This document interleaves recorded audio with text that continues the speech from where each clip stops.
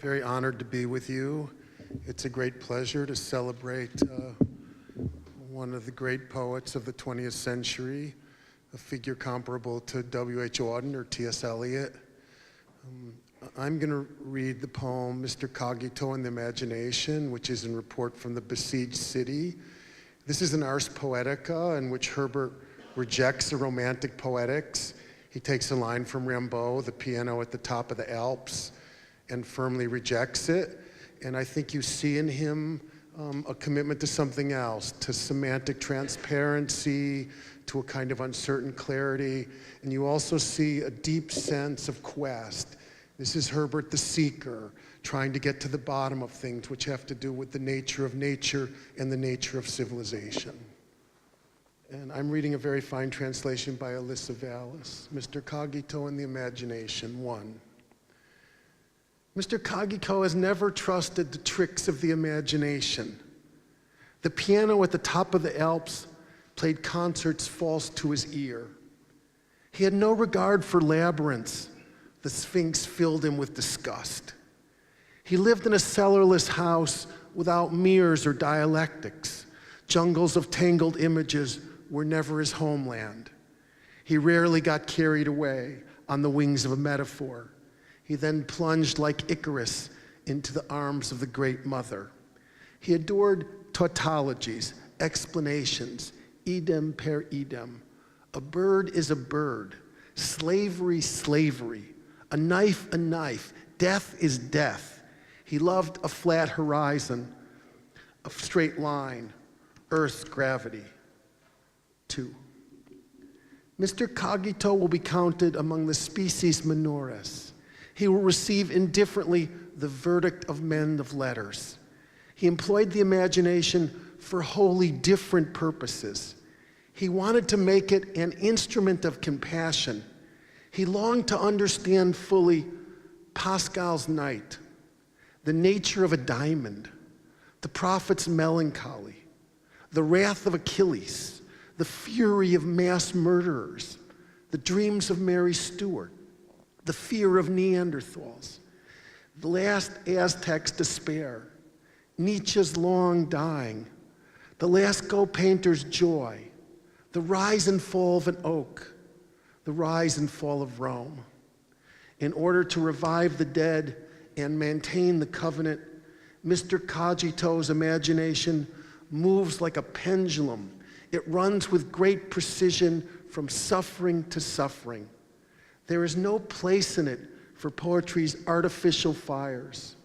He wants to be true to uncertain clarity.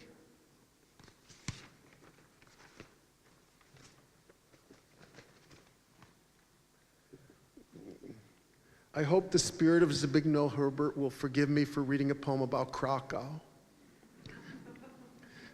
This is called Krakow 6 a.m., and it's dedicated to my friend Adam Zagiewski, who wrote a poem called Houston 6 p.m. And so this is a rejoinder, Krakow 6 a.m. I sit in a corner of the town square and let the ancient city move through me.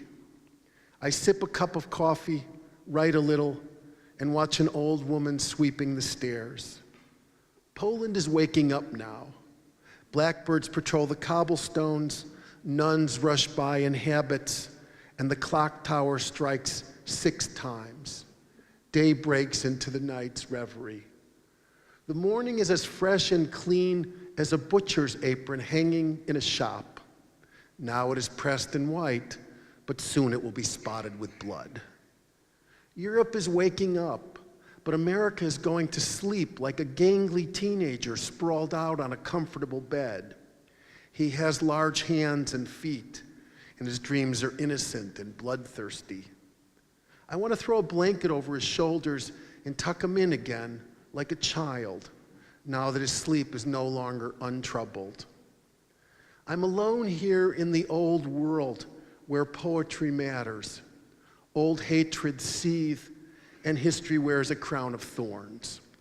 Fresh bread wafts from the ovens, and daily life follows its own inexorable course, like a drunk weaving slowly across a courtyard, or a Dutch maid throwing open the heavy shutters.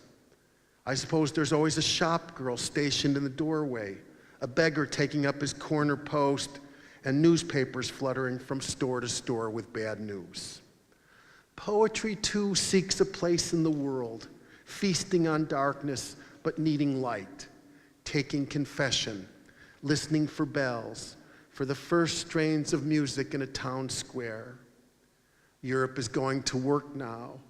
Look at those two businessmen hurrying past the statue of the national bard as her younger brother sleeps on the other side of the ocean, innocent and violent, dreaming of glory.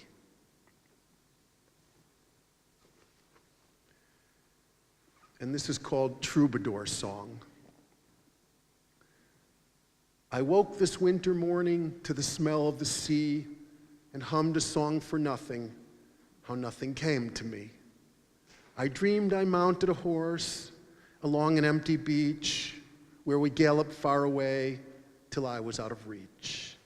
We trotted past the lighthouse abandoned on the dunes and paused by a small stable that was now in ruins. I woke this winter morning to the smell of the sea and made a song for nothing, how nothing came to me. We rode to the starkest edge of nowhere by the sea. The horse was all that remained of what I'd longed to be. We had somewhere deep to rest and nothing left to see, and so the two of us walked into the cemetery. I woke this winter morning to the smell of the sea and sang a song for nothing, how nothing came to me. I'm very glad to be with you, and also I'm very lucky to have been translated by Maya Vodecka. I was never able to pray.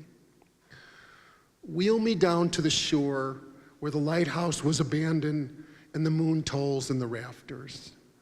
Let me hear the wind paging through the trees and see the stars flaring out one by one like the forgotten faces of the dead.